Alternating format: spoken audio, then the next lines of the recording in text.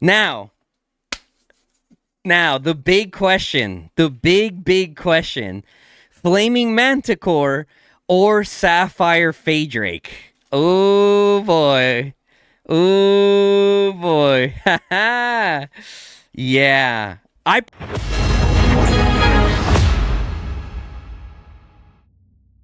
What is going on, guys? Your boy Guns here. And I'm gonna bring you guys my first guide for Yun-Ming. I know he's not even out yet, but I want to give you guys a solid starting point for Yun-Ming, and I'm fairly confident that it might end up still being the same talent build I run even when Yun-Ming comes out. But I want to give you guys a nice base. So some of the things we're gonna be going over, I have it here in my notes. We're gonna be going over the skills. We're gonna be going over the talent tree. So we're quickly talk over the skills, give you guys a talent tree. That way, as soon as he comes out, you guys can start already putting your points where you want to put them. That way, that you're not going to waste or having to, respec it. Then we're going to go over the artifacts, alternative artifacts besides the ones that is coming. We're going to go over pets, alternative pets that you can run while you build up the new one. Or who knows, maybe the one I suggest is better. We're going to go over the pairings, okay? Besides Grimoire, what other pairings that I think will be good for Yun-Ming? So let's go ahead and go into the skills real quick. We're just going to go through them kind of quick right here, okay? So for Yun-Ming's first skill, when launching a normal attack, he deals diffuse magic damage to the target legion and a random nearby enemy legion 2 to 3 in total. Damage factor 300. Effect can trigger once every 2 seconds. So it's a passive skill, guys. So it's not even a rage skill. It just happens over time. You know what I mean? So it could be triggered once every 2 seconds. This is absolutely insane because it doesn't rely on a rage bar. You know what I mean? So you're kind of just yeeting. It does really well for the poking fights. Okay, so we go over to skill 2. When in the field, Premonition targets 1 extra enemy legion, and this hero's legion has a 50% chance to gain 10% defense for 4 seconds, max 3 stacks. Okay, so this can be up to 30% defense bonus here. Okay, going over to skill 3, the legion deals 20% more hero skill damage and gains 15% HP. So absolutely insane. Let's go over here to skill 4. When Premonition deals damage, it has a 50% chance to deal an extra instance of magic damage factor, 125, times the highest temporary buff stack, max damage factor 625. Effect can trigger once every 5 seconds. So here's going to be the thing, right? When we get to the point of talking about alternative pairings, it's going to be like, is it mainly going to be just Grimoire that can get him to the max stack, or can other heroes also get him to the max stack, right? That's going to be what's going to be in question. So for his awakening while in battle, he gains Diviner's Mark for 10 seconds every 30 seconds. When the Diviner's Mark is active, the Legion gains 50% magic attack. And Premonition targets 3 legions. Astrologer's Blessings and Inescapable Fate have 100% trigger chance. Okay, so if we go back here, so skill 4, so it's saying Inescapable Fate and Astrologer's Blessing, right? So here's Inescapable Fate. So instead of it being a 50% chance with the Awakening skill, it triggers 100% of the time. And then here's the Astrologer's Blessing. So man, that Awakening skill is absolutely insane, guys. Absolutely insane. Okay, so let's go ahead and go straight into the talent build now. Now, here's the build that I'm recommending, okay? And I'm using my Bertrand as an example. When you see here, actually, I kind of messed this up because my Bertrand should be over here, right? Because his deputy is Tohar, so this doesn't matter for him. But I'm just using his as an example, okay? So this is the build that I recommend, okay? Yes, I know that Yun-Ming doesn't do hero skill damage technically because it's a passive, okay? However, Grimoire, on the other hand, still has that 2000 damage factor. And similar to like Bert Tohar, for example, so in the beginning, a lot of our builds didn't really necessarily revolve around skill damage because the thought process was, well, Bert's the only one that does rage skills. Similar situation here with Yun-Ming and Grimoire.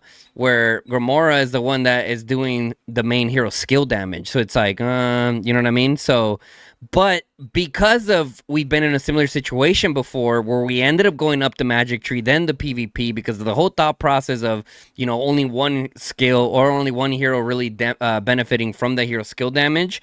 Ultimately, we still came back to the skill tree. So that's why I believe that this specific build right here will be it. Okay, so where this one's going to be at a 21% March speed. From my understanding, looking at the come on, correct me if I'm wrong, but the new mages don't have any March speed, so you're going to need to pick up the 21% March speed, is which is what I would recommend here.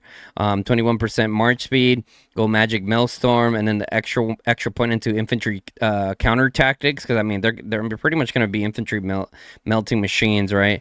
Coming over here, pick up some more hero skill damage, head held high.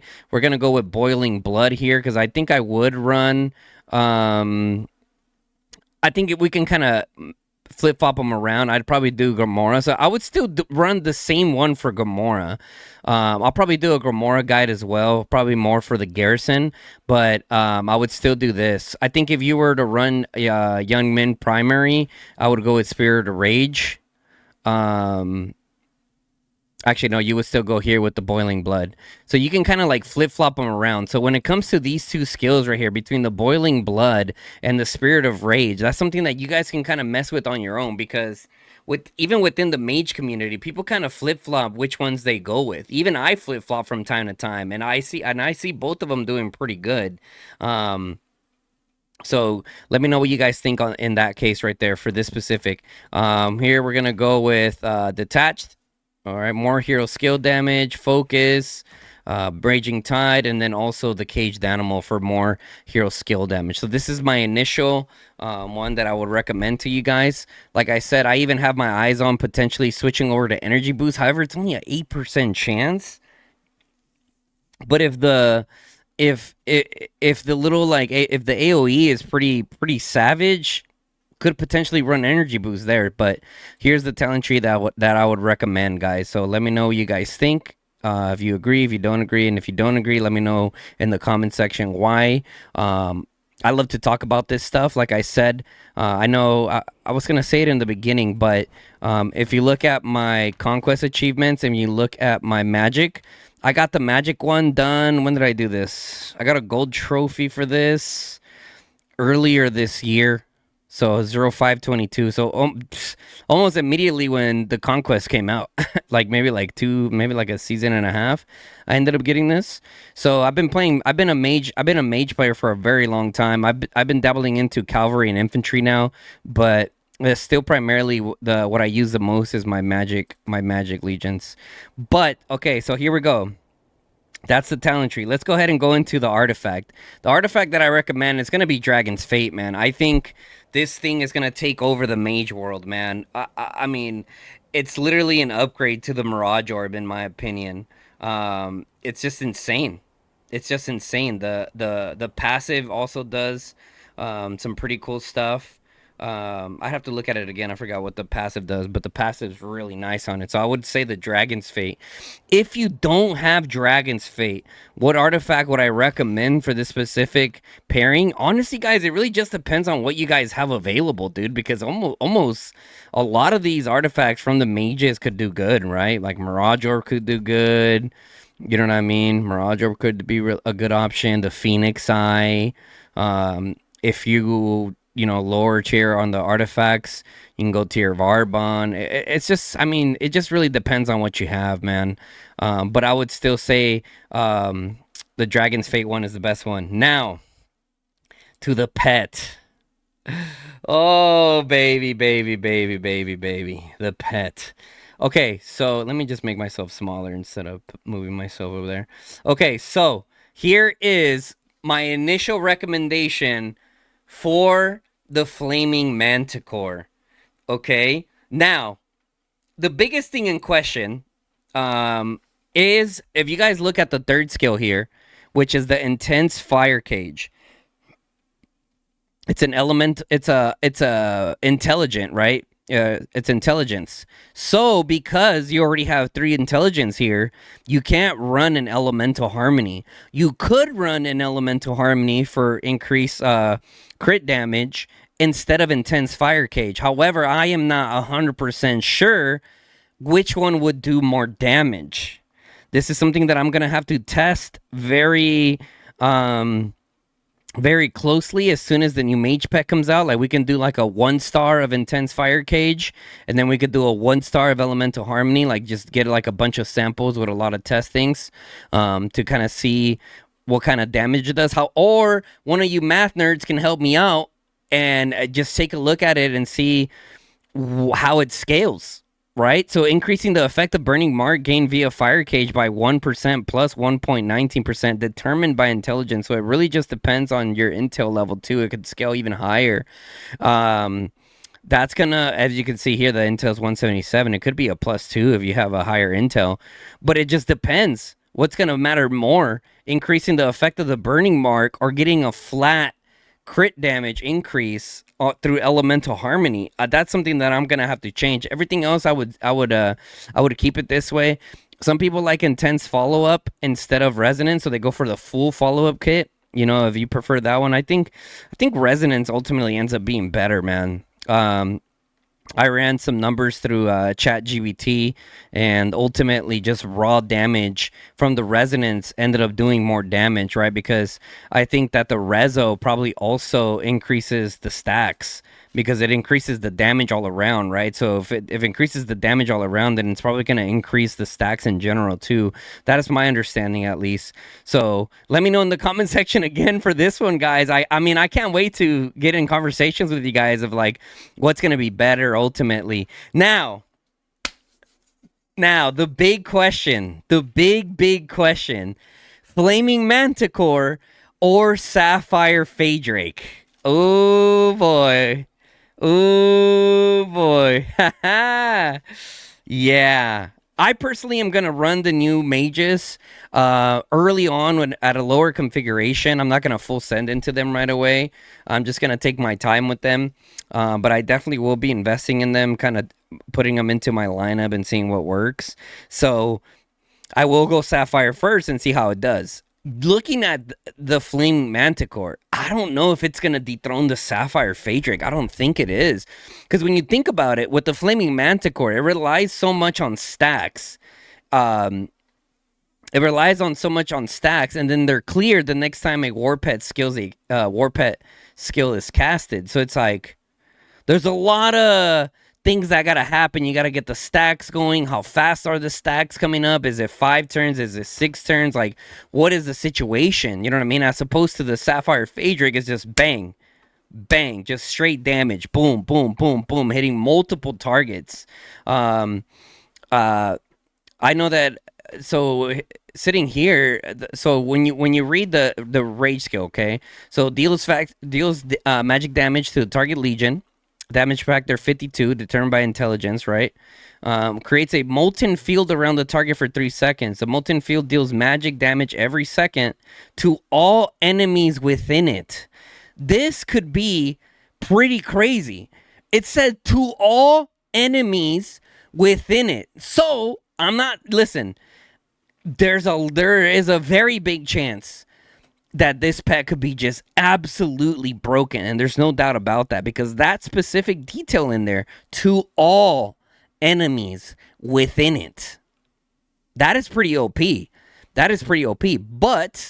But you guys know the field is very dynamic. It could be like different scenarios. It could be like big open field fights. Bang, bring a Flaming Manticore. Not so big open field, and the field is very dynamic and people are kind of moving everywhere. You might want a Sapphire for that, because not many people are just gonna sit in the molten lava.